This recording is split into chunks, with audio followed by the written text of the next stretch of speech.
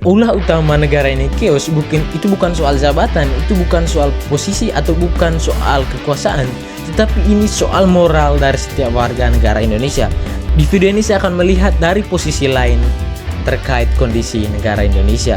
Masalah yang pertama menurut saya adalah ini soal karakter.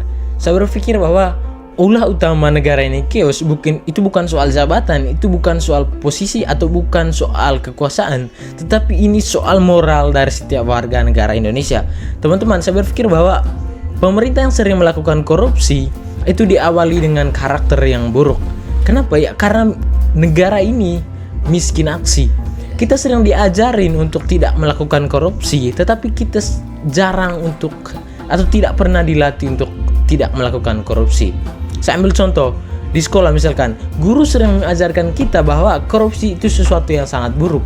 Korupsi itu sesuatu yang sangat merugikan kita, tetapi gurunya sendiri sering melakukan korupsi waktu. Misalkan saya ambil contoh, untuk menambah jam pelajaran untuk menyelesaikan administrasinya.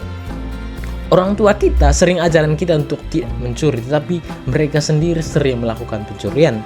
KPK kita, teman-teman tahu, ada beberapa peristiwa terjadi yang seharusnya menjadi pemberantas korupsi, tetapi malah dari anggota mereka yang melakukan korupsi.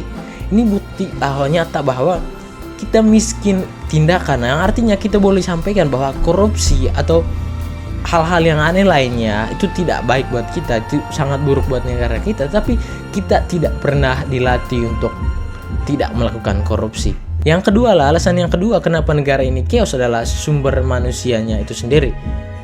Teman-teman, negara kita Indonesia adalah negara yang menggunakan sistem demokrasi, yang artinya dari rakyat, oleh rakyat, dan untuk rakyat. Ketika DPR itu dipilih, yang artinya kita memiliki sepenuhnya untuk memilih siapa yang menjadi pemimpin kita. DPR itu kan sebagai wakil kita ya, sebagai wakil rakyat. Nah teman-teman, kalau misalkan kita tidak punya kemampuan kognitif yang lebih untuk memilih yang mana yang mestinya untuk menjadi pemimpin, misalkan saya ambil contoh dalam pemilu, kalau misalkan kita tidak punya kemampuan untuk memilih pemimpin yang cocok, yang layak untuk menjadi pemimpin negara kita, yang menjadi wakil negara kita, ya semua akan kacau, yang akibatnya akan seperti ini. Nyatanya bahwa kalau misalkan ini bukti nyata ya teman-teman, kalau misalkan ada pemilu, kita memilih para pemimpin itu bukan dilihat dari kemampuannya, bukan dilihat apakah dia mampu memimpin negara ini atau tidak, apakah dia bisa mewakili suara kita atau tidak, tetapi nyatanya bahwa kita sering disuapi dengan uang 200-300 ribuan.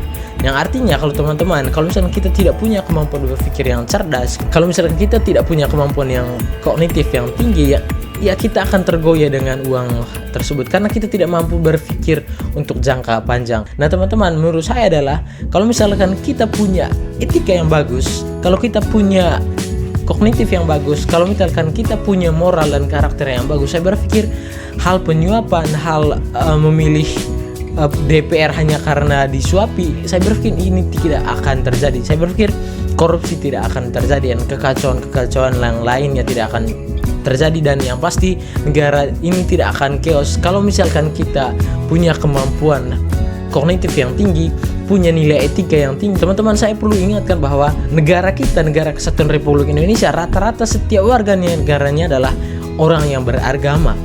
Yang artinya teman-teman, mestinya etika kita, nilai moral kita, karakter kita semestinya kita junjung tinggi soal itu ya, karena kita negara beragama untuk melakukan kebaikan ya kan.